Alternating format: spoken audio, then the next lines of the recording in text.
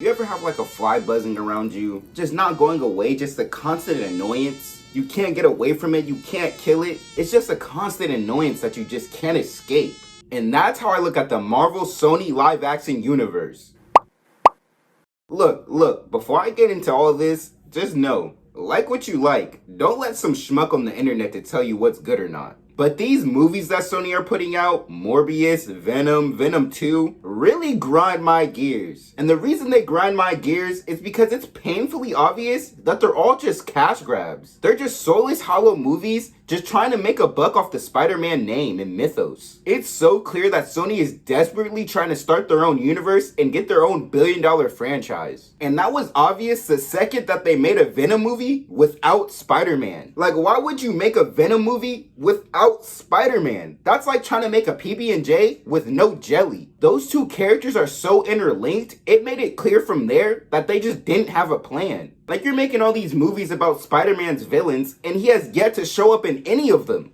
Lick, pick, yo, flirt, shaking, yo, Babel was shaking, yo, T was good, bro, it was pop, yo, who the fuck is this nigga? Like, imagine if they just had Spider-Man in these movies. And really, you don't even need to show who's under the mask if they don't know who's playing him yet. Like, imagine he just pops in and out here and there, and he's just the antagonizing force throughout the film. I feel like that would be really different from the superhero genre. And we kind of get that with like Infinity War from Thanos' perspective, but we just really don't commit to that. You kind of get it with Joker as well, but there's still no superhero to be his foil. So just imagine we get something purely from the villain's perspective, where a superhero is the antagonizing force, where it just makes them look like the bad guy. Like, they could do something cool with Sandman. He's constantly down on his luck, trying to make a buck for his sick daughter, but every time he gets his hands on some cash, Spider-Man comes and takes it from him. Obviously, we know Spider-Man's on the right, but if you build a movie around Sandman and his struggles, similar to something like the Joker, you get a different perspective and you empathize with him.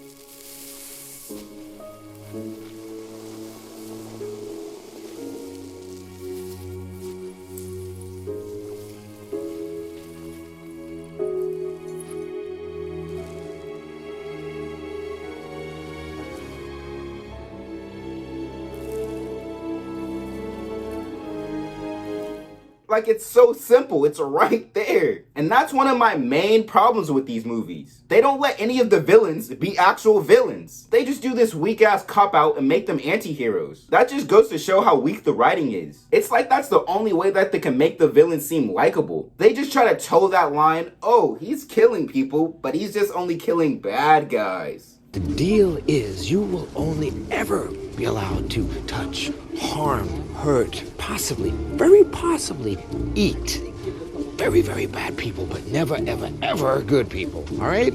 Fine.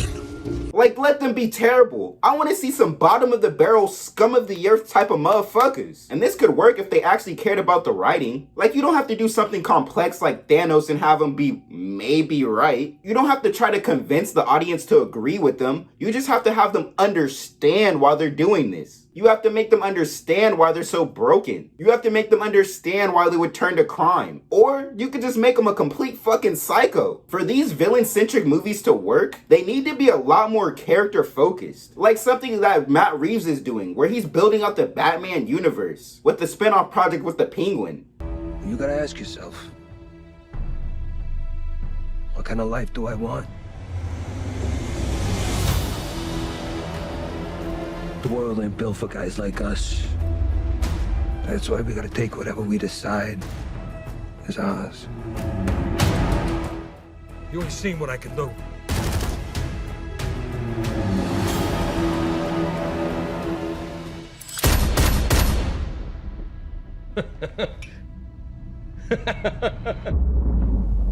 The new kingpin of Gotham.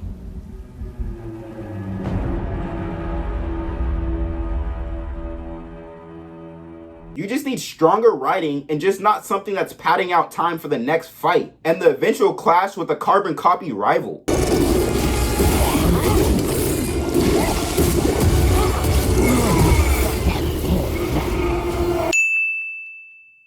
much worse than I thought. That is a red one. Wow.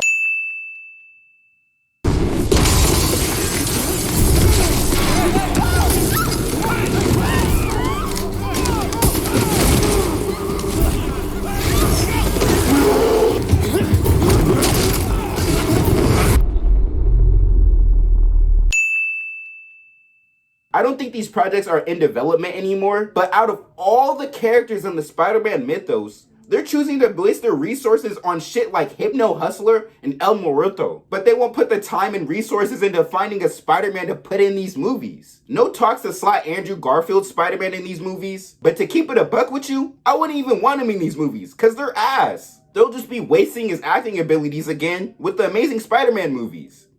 I mean, those movies aren't that bad. I really like them, but they really wasted them. No potential Toby sequel? Like, come on, bro, what are you doing? This shit just reminds me of the old DCEU, just on the confusing ass choices that they're making. I honestly feel like a cranky old man telling people not to have fun. My issue isn't that people enjoy these movies. People should be allowed to have fun. My problem is, it's just a clear money grab with barely any effort. My frustration and hatred for this stuff comes from knowing they could do so much better if they actually gave a shit. Like, look what they're doing with the Spider-Verse movies. At the end of the day, I'm not real life frustrated or angry. The world's not gonna stop spinning because Sony keeps making shitty Spider-Man spinoffs. And like I said, like what you like. I just despise everything about this universe they're building. But honestly, with all that being said, the new Kraven movie looks fun. 6 of us and only one of you. There's 6 of you now.